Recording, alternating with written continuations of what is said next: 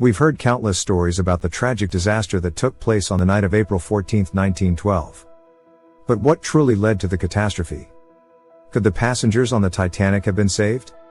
Was the ship itself cursed? These questions remain unanswered to this day. This time, let's focus not on the tragedy, but on the remarkable stories of survivors, and what became of them in the years that followed.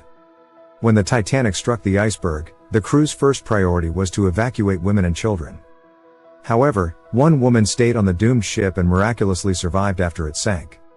Her name was Roa Abbott. She and her 2 sons lived in England before deciding to return to Providence, Rhode Island. Roa purchased 3 third-class tickets for the unsinkable Titanic. The family slept soundly in their cabin on the night of April 14 to 15, unaware of the collision, until a steward knocked on their door. The steward instructed them to put on life jackets and go to the upper deck. Along with other third-class passengers, they waited in line for lifeboats. Only women and children were allowed to board the lifeboats, but Roa's sons managed to convince the crew to let them escort their mother to the lifeboat. They all made it to the last available boat.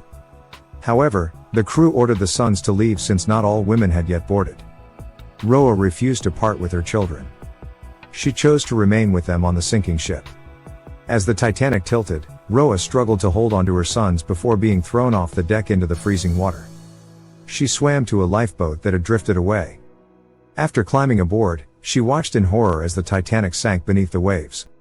Sadly, she was unable to save her 2 sons. In the lifeboat were 13 people, but Roa was the only survivor.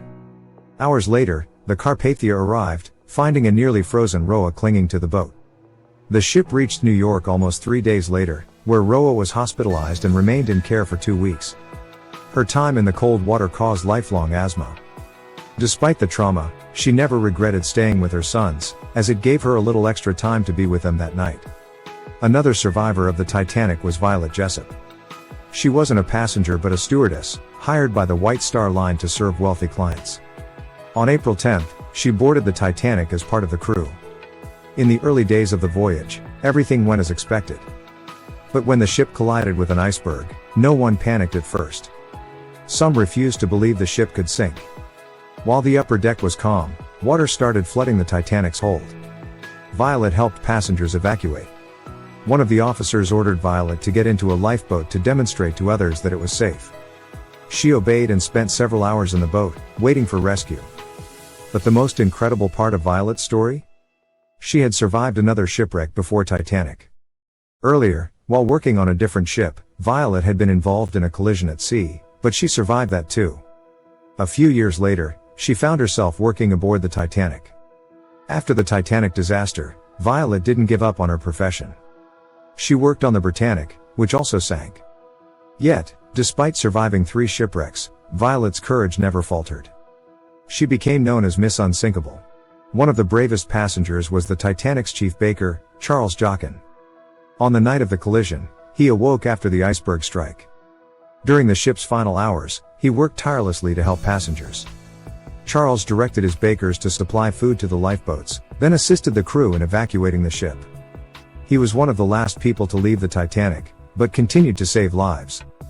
He threw deck chairs overboard to help people stay afloat. When the ship was nearly submerged, he spotted a capsized lifeboat and climbed aboard. Charles waited for hours until rescuers arrived. Miraculously, when the Carpathia found him, he had no injuries and was not even hypothermic. He had survived the icy waters without a scratch. Among the survivors was Margaret Brown, known as the Unsinkable Molly Brown. Margaret was visiting a friend in England with her daughter, but when she heard her grandson was ill, she booked a ticket on the Titanic to return to New York. After the collision, Margaret helped evacuate passengers, despite being urged to board a lifeboat. She continued helping others until rescue arrived. Later, Margaret formed a survivors committee and raised $10,000, an enormous sum at the time.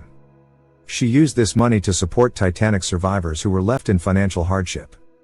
Margaret also played a key role in building the Titanic Memorial in Washington. A wealthy businessman, J. Bruce Ismay, was aboard the Titanic. While the disaster was horrific, it wasn't the first tragedy in Ismay's life. He was one of the last to board a lifeboat, 20 minutes before the Titanic sank. Though he survived, his actions were heavily criticized. The press labeled him the coward of the Titanic, accusing him of urging the captain to speed up the voyage. Some articles even suggested he was responsible for the crash, but no evidence proved his guilt.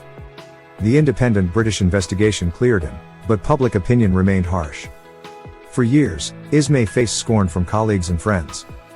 He later compensated families who lost loved ones in the Titanic disaster. The most famous passengers of the Titanic were the 8 musicians, who continued to play music even as the ship sank. Many passengers initially refused to get in lifeboats, believing the Titanic would stay afloat. As panic set in, the orchestra played to calm the passengers. The musicians played until the very end, bravely facing their fate.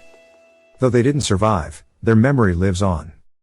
Their instruments have become valuable artifacts, sought after in auctions around the world. That's all for today. If you found this interesting, please like and share